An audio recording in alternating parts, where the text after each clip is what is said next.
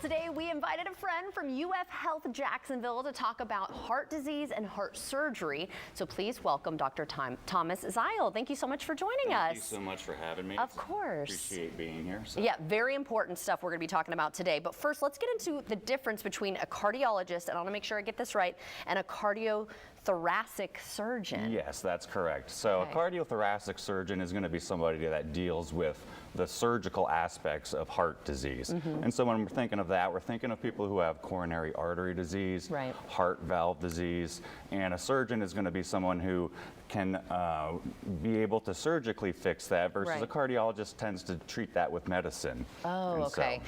So why should a patient then choose UF Health Jacksonville for their heart health? Sure. So, because we're creating a state-of-the-art program, we've been doing some more complex surgery. Right. We've been doing advanced aortic surgery. Oh. And I think the thing that we've sort of kind of focused on in the past is sort of blood utilization, and we've been able to come to utilizing about half the amount of what the national average is. Okay. And that allows us to offer surgeries for people who may not want to have blood products given for religious reasons. Oh, interesting. And that's something I probably would have never even thought of. So that's really cool that you have thought of that, or y'all have thought of that.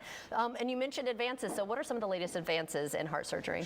So advances, technology has been great and has been improving over the years. Right. Advances are going to be things such as minimally invasive surgery, Okay. Oh, wow. robotic surgery, and something that's called transcatheter surgery. Okay. And those surgeries have allowed patients to have decreased hospital stays, decreased pain with the surgery, and usually be able to get back to their activities of daily living a little bit faster. Yeah, who doesn't want that, right? Correct. And of course, heart disease, unfortunately, is pretty common in the U.S. Yeah. How is it treated, though? So, unfortunately, about one person in every 33 seconds, will succumb to heart disease. Really? Yeah, so it's very rampant, and so, the way that we treat it then is through surgical means and by doing open heart surgery. But again, like I said, some of these surgeries may not be really relevant for everybody, and Right, so right.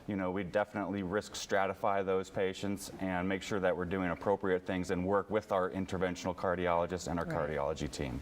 Okay, I've heard AFib. You hear that, is it an acronym? I don't even know. Yes. I hear that a lot, but I don't exactly know what it is. So can you explain what it is and how that's treated? Sure. So AFib, otherwise known as atrial fibrillation, Okay. is an electrical problem of the heart where the lub and the dub are not talking to each other. And what you'll get is electrical impulses that will create a heart that's not beating. And what you can get is blood clot there, and so you can get stroke. So most of the time that's treated initially with medicines, but sometimes if you're a surgical patient, we'll go in and we'll have the ability to use ablation techniques in order to try to prevent you from going into AFib afterwards, right. as well as excluding a little part of the heart that has the propensity to get blood clot, so that in the future you wouldn't have to necessarily be on blood thinner, for which most of the population is on for atrial fibrillation. And is this related with heart palpitations? Yes, Did you mention? Okay. definitely. If someone is having heart issues, though, and they want to make an appointment with UF Health Jacksonville,